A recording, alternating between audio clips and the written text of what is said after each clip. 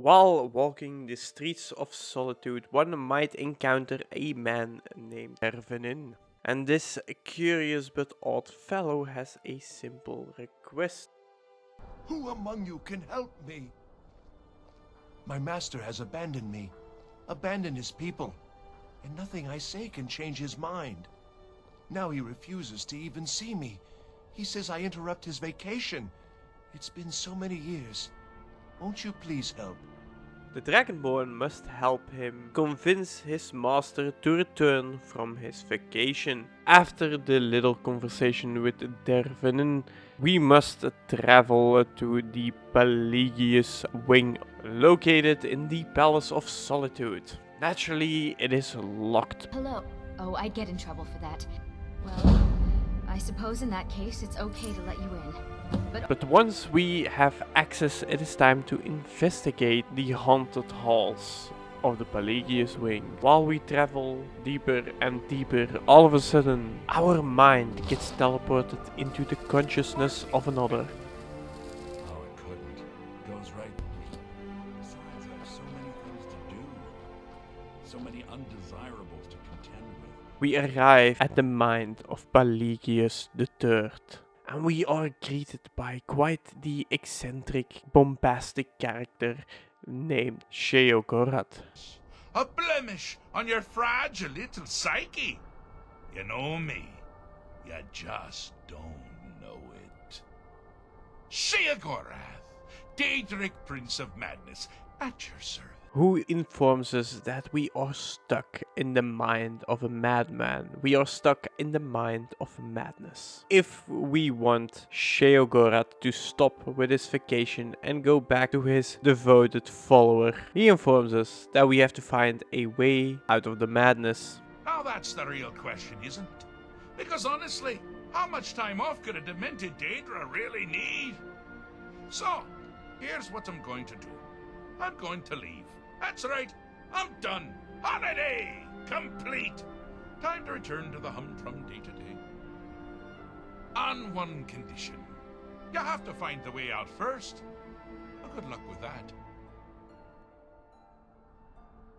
Ha! I do love it when the mortals know they're being manipulated. Makes things infinitely more interesting. Welcome to the deceptively verdant mind of the Emperor Pelagius III. That's right! You're in the head of a dead, homicidally insane monarch! The man is fair and gives us a powerful Daedric artifact called the Wabbajack. The only way to escape this madness is by treating it. Thus, we are forced to treat 3 different issues plaguing Pelagius III: Paranoia, the Night Terrors, and the anger issues. Thus, we venture forth and start out with the Paranoia. We learn from Sheogorath that his mother taught him to fear every single thing, anywhere, at any time, thus inducing the paranoia that inflicted him. So how do we treat it? How do we treat the mind of the mad? We defeat whatever we are afraid of, right? Our goal is to use the Wabbajack to win against the enemy of Pelagius. So we see these Atronachs battling it out in the arena, and our job is to defeat our enemy. As you might soon notice, by using the Wabbajack on the Atronachs, it creates a never-ending cycle of transformation. Nothing will ever happen except that the Atronachs will keep fighting and the Atronachs would keep changing. We didn't really listen to Sheogorath. Our job was to defeat our enemy with the Wabbajack by using the Wabbajack not on the Atronachs and just leaving them be, but instead using them on the opponent sitting across of us. Our enemy is the part of our mind that is suspicious. By using the Wabbajack on the bodyguards, they are transformed into wolves, and these wolves eat Pelagius the Suspicious, our enemy, on the other side, alive. And Sheogorath put it eloquently. I thought you'd never figure it out! With the threat gone, Pelagius is under the delusion that he's safe, which means you helped him out. Sort of. And we're that much closer to home. And with that, the paranoia is no more. What we fear and what actually is can be different things. But paranoia makes all the threats seem real, just like the dreams we have at night. And the next segment that we have to fix in Pelagius' mind is the night terrors. The Mad King suffered from terrors since his early childhood, and we are here to stop that. And that is what we do. We repel the night terrors for him. If he dreams about wolves attacking him in his sleep, we turn them into goats.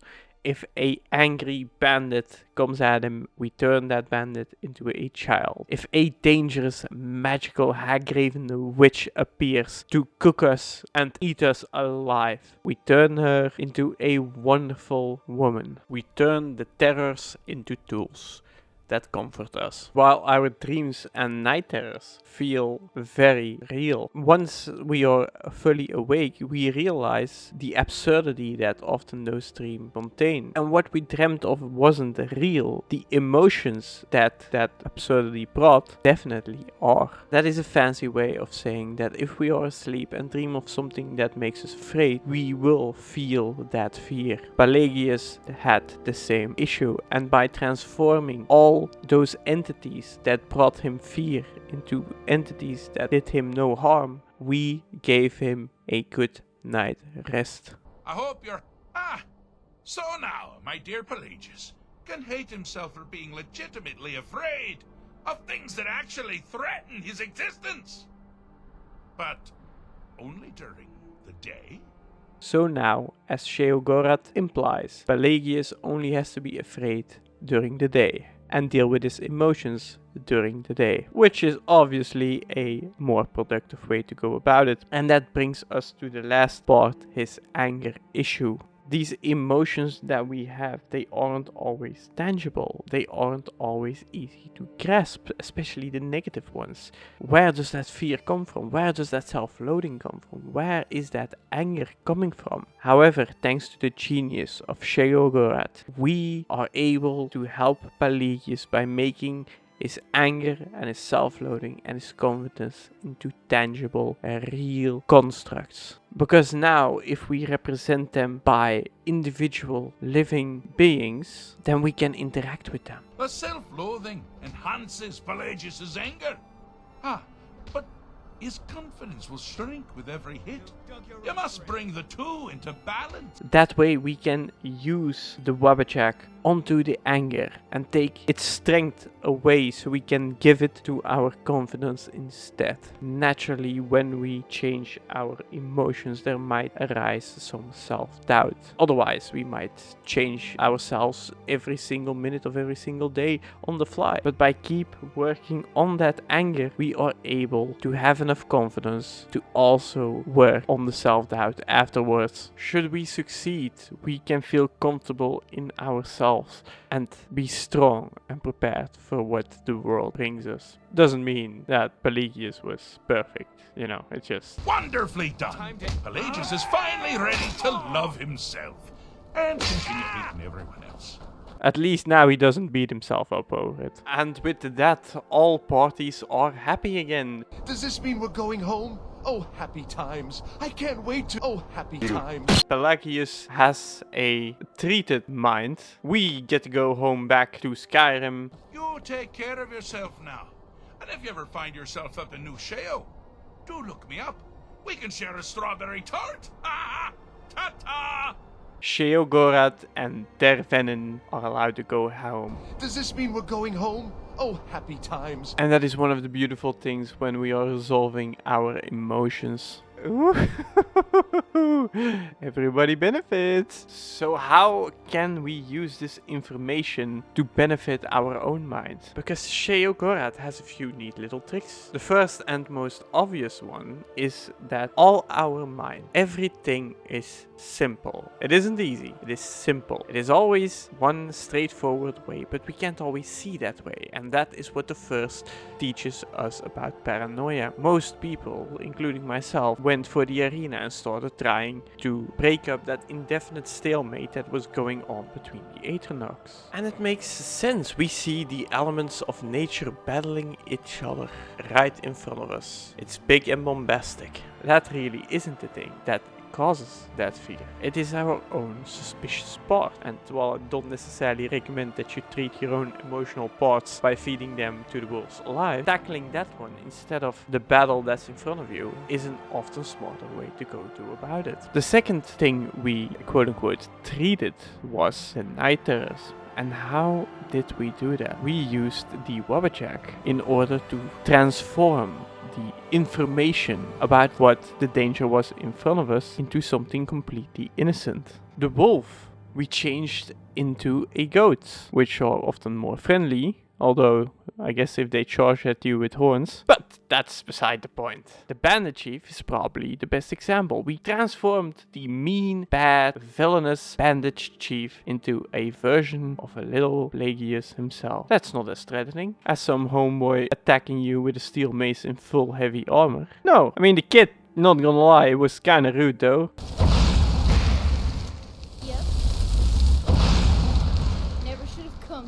Might not have been the best alternative, but it did change the terror to annoyance, at least for me. So what if, in a crazy way, we have a bad memory or something bothers us? We are experiencing emotional distress just like Pelagius. And I don't suggest we do this to our most traumatic events. Think about something that someone said to you.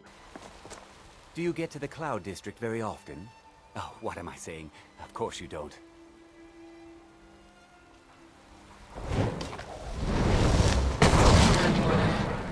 Or your boss being an asshole or something tiny like that. What if we use in our mind the Wabbajack onto our boss? What if we turn this intimidating figure shouting at us that we done something wrong and use the Wabbajack on him and turn him into a baby or a chicken? How different would we feel if we use the Wabbajack in the memory that makes us feel bad? By changing the physical structure of what we see, hear, feel into something that would feel more appealing, why wouldn't we? I'll give you an example of how this would look like in Rust. I will apply this in a memory that I have. Oh yeah, okay. Should we shoot him?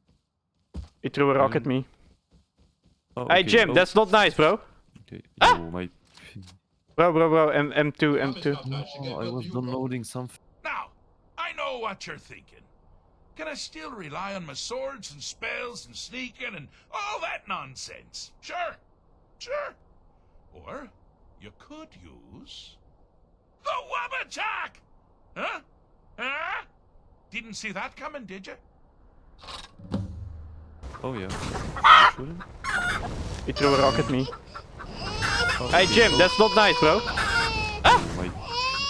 Bro, M2. No, I was downloading something. This was for educational purposes rather than entertainment purposes, so forgive my crude editing. Hopefully that is a clear example of what you can do to your own memories that bug you. Or maybe you have a feeling, a lack of confidence, a self-doubt, a anger. What if we turn them into parts that we can interact with? What if we transform those emotions into archetypes or embodiments of representations of what they would look like? And maybe that's an Imperial soldier for your anger and a ghost with an axe for self-doubt. But what if we reach out to those emotions and we transform them? We take that very little confidence, that little guy inside of us that we have, and we use the Wabbajack to make him bigger, to make him stronger. What if that confidence, you do that for yourself? Make your confidence bigger than yourself.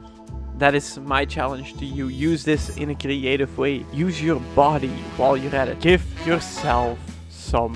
Does this mean we're going home? Oh, happy times. Stand somewhere, close your eyes. Make sure you have some room before you do that. Just close your eyes and pretend that the Wabbajack is in your hand. And then when that memory or part represented in the space around you, wield the Wabbajack and change it to a representation that you might like. I don't believe that this will remove anybody's trauma. It's just a cool little trick that I found that might help you feel better. It is for that reason that this is probably my favorite Skyrim quest. It is a beautiful tale how a video game shows you ways to control your own mind. We just have to wield the Wabajack. Do look me up. We can share a strawberry tart. Ta-ta! Oh, happy times.